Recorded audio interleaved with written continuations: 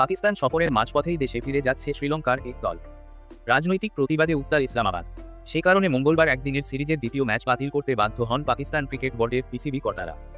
নিরাপত্তার কারণে ছোটদের দলকে দেশে ফিরিয়ে নেওয়ার সিদ্ধান্ত নিয়েছে ক্রিকেট শ্রীলঙ্কা। এই ঘটনা আগামী বছর চ্যাম্পিয়ন্স আয়োজনের ক্ষেত্রে পাকিস্তানের বিপক্ষে যেতে পারে। পাকিস্তান শাহিনসের এক দল সঙ্গে সাদা বলের সিরিজ খেলতে পাকিস্তানে গিয়েছিল শ্রীলঙ্কার ছোটদের দল। প্রথম একদিনের নির্বিঘ্নে সম্পন্ন হলেও পাকিস্তানের রাজনৈতিক অস্থিরতার জন্য দ্বিতীয় ম্যাচ হতে পারেনি। ক্রিকেটারদের নিরাপত্তাকে গুরুত্ব দিয়ে মঙ্গলবার খেলা শুরুর কয়েক ঘণ্টা আগে ম্যাচ বাতিলের সিদ্ধান্ত নেন পিসিবি কর্তারা। পরিবর্তিত পরিস্থিতিতে সিরিজের দ্বিতীয় এবং তৃতীয় ম্যাচ ইসলামাবাদ থেকে সরিয়ে দেওয়ার প্রস্তাব দেন পিসিবি কর্তারা। দ্বিতীয় ম্যাচ বুধবার এবং তৃতীয় ম্যাচ শুক্রবার রাওয়ালপিন্ডিতে করার কথা বলা হয়। শ্রীলঙ্কার ক্রিকেট কর্তাদের সঙ্গে কয়েক দফা আলোচনাও করেন। আশ্বাস দেওয়া হয় নিরাপত্তা নিয়ে, কিন্তু পরিস্থিতি বিবেচনা করে ক্রিকেটারদের সিরিজের মাঝপথেই দেশে ফিরিয়ে নেওয়ার সিদ্ধান্ত নিয়েছেন শ্রীলঙ্কার ক্রিকেট কর্তারা, যা আগামী চ্যাম্পিয়ন্স ট্রফির আয়োজক পাকিস্তানের বিপক্ষে যেতে পারে। দেশের বিভিন্ন প্রান্ত থেকে তেহরিকি ইনসাফের নেতাকর্মীরা ইসলামাবাদের দিকে যাচ্ছেন। বিভিন্ন জায়গায় তাদের পথ আটকাচ্ছে প্রশাসন।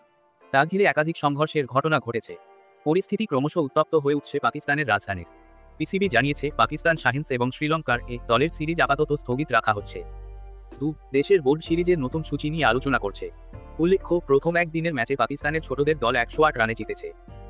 অন্যদিকে পিসিবি চেয়ারম্যান তথা পাকিস্তানের অভ্যন্তরীণ মন্ত্রী মহসিন নকভি জানিয়েছেন, ইসলামাবাদের পরিস্থিতি নিয়ন্ত্রণে সেনাবাহিনীর সাহায্য চাওয়া হয়েছে।